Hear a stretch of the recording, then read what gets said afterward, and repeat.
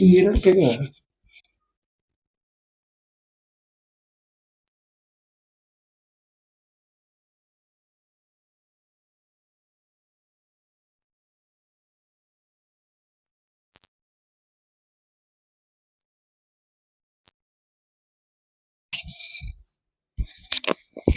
दोन minute last हो गया। ಕರುನಾಡಿಗೆ ಭಕ್ತಿಪೂರ್ವಕ ನಮಸ್ಕಾರಗಳು। ನೆಟ್ ಜೂನ್ 2026 ಮತ್ತು ಕೆಸೆಟ್ ಎಕ್ಸಾಮ್ 2026 ಮೊದಲನೇ ಪತ್ರಿಕೆ ಫಸ್ಟ್ ಯೂನಿಟ್ ಹೊಸ 100 ಟರ್ಮ್ಸ್ಗಳನ್ನು ತೆಗೆದುಕೊಂಡು ಬಂದಿದ್ದೇನೆ। ಇದನ್ನು ಚರ್ಚೆ ಮಾಡೋಣ। ಈ 75ನೇ ಟರ್ಮ್ ಇದೆ ಇಂಡಕ್ಟಿವ್ ಮೆಥಡ್। ಈ ಮೆಥಡ್ ಬಗ್ಗೆ ಹೇಳಿದವರು ಫ್ರಾನ್ಸಿಸ್ ಬೇಕನ್। ಇಂಡಕ್ಟಿವ್ ಮೆಥಡ್ ಎಂದರೆ ಉದಾಹರಣೆಗಳಿಂದ ನಿಯಮದ ಕಡೆಗೆ ಹೋಗುವ ಒಂದು ಬೋಧನಾ ವಿಧಾನಕ್ಕೆ ಇಂಡಕ್ಟಿವ್ ಈ ಉಚ್ಚಾರ ಇಂಗ್ಲಿಷ್ದೊಳಗೆ ಈ ಬರ್ತಾವೆ। ಈ ಅಂದ್ರೆ example. Inductive method example to rule. ಇನ್ನು ಎಕ್ಸ್ಪೀರಿಯನ್ಸಿಯಲ್ ಲರ್ನಿಂಗ್ ಅನುಭವದಿಂದ ವಿದ್ಯಾರ್ಥಿಯು ಕಲಿಯುತ್ತಾರೆ। ಈ ಕಲಿಕಾ ಮೆಥಡವನ್ನು ಹೇಳಿದವರು ಡೇವಿಡ್ ಕೋಲಬ್ ಅವರು।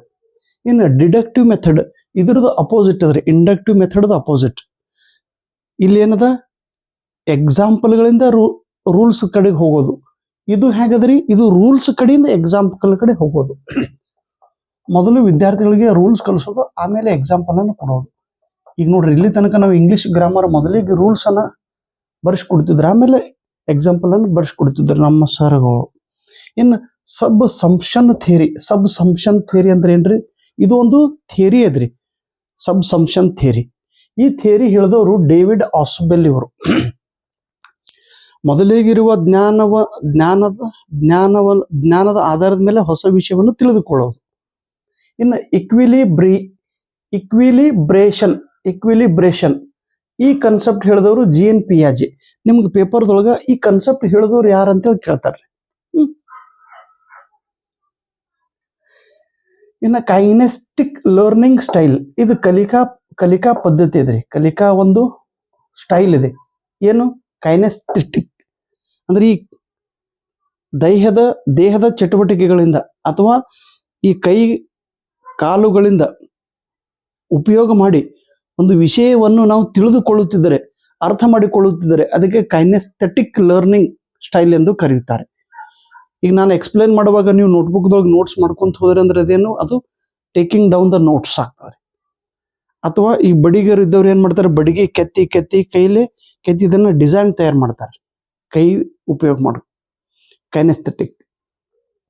A preference for hands on activity, ಕೈಗಳಿಂದ ಕೃತಿ ಮಾಡಿ, ಲೈಕ್ ಕನ್ಸ್ಟ್ರಕ್ಟಿಂಗ್ ಮಾಡೆಲ್ಸ್, ಒಂದು ಮನೆ ಕಟ್ಟೋದು, ಒಂದು ಕೃತಿ ತಯಾರು ಮಾಡೋದು, ಡ್ರಾವಿಂಗ್ಸ್ ಚಿತ್ರ ತಯಾರು ಮಾಡೋದು, ನೋಟ್ಸ್ ಟೇಕಿಂಗ್ ಅಥವಾ ಗಾರ್ಡನ್ ಒಳಗ ಕಸ ತೆಗೆಯೋದು, ನೀರು ಹಾಕೋದು, ಗಾರ್ಡನ್ ಒಳಗೆ ಕಟ್ ಮಾಡೋದು, ಕೆಲಸ ಮಾಡೋದು, ವುಡ್ಸ್ ವರ್ಕಿಂಗ್ ಕಟ್ಟಿಗೆ ಕಟ್ ಮಾಡೋದು, ಸ್ಪೋರ್ಟ್ಸ್ ಆಟ ಆಡೋದು, ಇವೆಲ್ಲ the example of kinaesthetic learning style.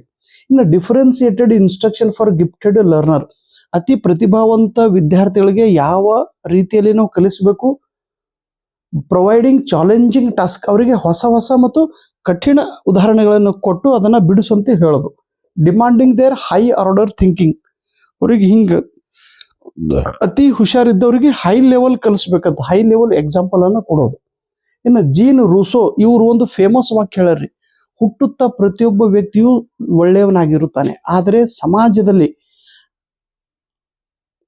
ಸಮಾಜದಲ್ಲಿ ಕೆಲವು ಕೆಟ್ಟ ಅನುಭವಗಳಿಂದ ಆತನು ಕೆಟ್ಟವನಾಗುತ್ತಾನೆ। ಇನ್ನು ಇಂಟೆಲಿಜೆನ್ಸ್ ಕೋಶೆಂಟ್ ಫಾರ್ಮುಲಾ, IQ ಅನ್ನ ಹೇಗೆ ಅಳೆಯುತ್ತಾರೆ, MA ಮೆಂಟಲ್ ಎಬಿಲಿಟಿ ಭಾಗಿಲೆ CA chronological age, mental age ಭಾಗಿಲೆ ಕ್ರೊನೊಲಾಜಿಕಲ್ ಅಂದ್ರೆ ದೈಹಿಕ ವಯಸ್ಸು, ಇದು ಮಾನಸಿಕ ವಯಸ್ಸು, ಇದು ದೈಹಿಕ ವಯಸ್ಸು ಗುಣಿಲೆ 100, ಇದು ಆನ್ಸರ್ ಬರೋದು IQ। ಇನ್ನು NEP 20 ಪ್ರಕಾರ ಶಾಲೆಯ ರಚನೆಯನ್ನ 5+3+3+4 ಮಾಡಲಾಗಿದೆ। ಇನ್ನು DFD ಅಂದ್ರೆ ಡಾಟಾ ಫ್ಲೋ ಡಯಾಗ್ರಾಮ್, ಪೇಪರ್ದೊಳಗೆ ಕೇಳ್ತಾರ್ರಿ, ಲಕ್ಷ ಕೊಡ್ರಿ। ಇನ್ನು ಕಾರ್ಲ್ ಜಂಗ್ ಅವರು ಅನಿಮಾ ಮತ್ತು ಅನಿಮಸ್ ಅನ್ನುವ ಕಾನ್ಸೆಪ್ಟ್ ಅನ್ನ ಹೇಳಿದ್ದಾರೆ. ಪ್ರತಿಯೊಬ್ಬ ವ್ಯಕ್ತಿಯ ಒಳಗೆ ಸ್ತ್ರೀ ಮತ್ತು ಪುರುಷನ ಗುಣಧರ್ಮಗಳು ಇರುತ್ತವೆ. ಓಡಿಪಸ್ ಕಾಂಪ್ಲೆಕ್ಸ್, ಮಗು ಅಥವಾ ಬಾಲಕ ತನ್ನ ತಾಯಿಯ ಕಡೆಗೆ ಆಕರ್ಷಣೆ ಆಗುತ್ತಿದ್ದರೆ ಆ ಒಂದು ಮಾನಸಿಕ ಪ್ರಕ್ರಿಯೆಗೆ ಓಡಿಪಸ್ ಕಾಂಪ್ಲೆಕ್ಸ್ ಎಂದು ಕರೆಯುತ್ತಾರೆ. ಟ್ರಾನ್ಸ್ಪರೆನ್ಸ್, ಪಾರದರ್ಶಕತೆ, client feeling toward the therapist, ಒಬ್ಬ ರೋಗಿಯು ಚಿಕಿತ್ಸೆ ಕಡೆಗೆ ಹೋದಾಗ ತನ್ನ ಭಾವನೆಗಳನ್ನು ಆತನಿಗೆ ಸಂಪೂರ್ಣವಾಗಿ ಮುಕ್ತವಾಗಿ ಹೇಳುತ್ತಾನೆ. ಥೆರಪಿ, ಫ್ರೀ ಅಸೋಸಿಯೇಷನ್, ಇದು ಕೂಡ ಹಾಗೆ ಇದೆ. ಫ್ರೀ ಅಸೋಸಿಯೇಷನ್, ಹೊಸ ವಿಷಯವನ್ನು ಮುಕ್ತವಾಗಿ ಹೇಳೋದು. ಇಲ್ಲಿ SCRT ಅಥವಾ ಡಯಟ್ ಅಥವಾ NCRT ಅಥವಾ ರೀಜನಲ್ ಇನ್ಸ್ಟಿಟ್ಯೂಷನ್ ಆಫ್ ಎಜುಕೇಶನ್, ಇವೆಲ್ಲ ಇನ್ಸ್ಟಿಟ್ಯೂಷನ್ಸ್ಗಳು ಇನ್ ಸರ್ವಿಸ್ ಟೀಚರ್ ಇದ್ದವರಿಗೆ ಟ್ರೈನಿಂಗ್ ಪ್ರೋಗ್ರಾಮ್ ಅನ್ನ ಕೊಡುತ್ತವೆ. ಕ್ಯಾಟ್, ಇದು ಒಂದು ಮಾಡೆಲ್ ಇದೆ, ಕನ್ಸೆಪ್ಟ್ ಅಟೈನ್ಮೆಂಟ್ ಮಾಡೆಲ್. ಇದನ್ನು ಹೇಳಿದವರು ಬ್ರೂನರ್ ಅವರು. CGM, ಕಾಗ್ನಿಟಿವ್ ಗ್ರೋತ್ ಮಾಡೆಲ್, ಇದನ್ನು ಹೇಳಿದವರು ಜೀನ್ ಪಿಯಾಜಿ ಅವರು. AOM, ಅಡ್ವಾನ್ಸ್ ಆರ್ಗನೈಸರ್ ಮಾಡೆಲ್, ಇದು ಆಸುಬೆಲ್ ಅವರು ಹೇಳಿದ್ದಾರೆ. GIM, ಗ್ರೂಪ್ ಇನ್ವೆಸ್ಟಿಗೇಷನ್ ಮಾಡೆಲ್, ಇದನ್ನು ಹೇಳಿದವರು ಹರ್ಬರ್ಟ್ ಥೆಲನಿ ಅವರು. ಕರೆಕ್ಟಾಗಿ ನೆನಪಿನಲ್ಲಿ ಇಟ್ಟುಕೊಳ್ಬೇಕು. ತುಂಬ ಹೃದಯದ ಧನ್ಯವಾದಗಳು.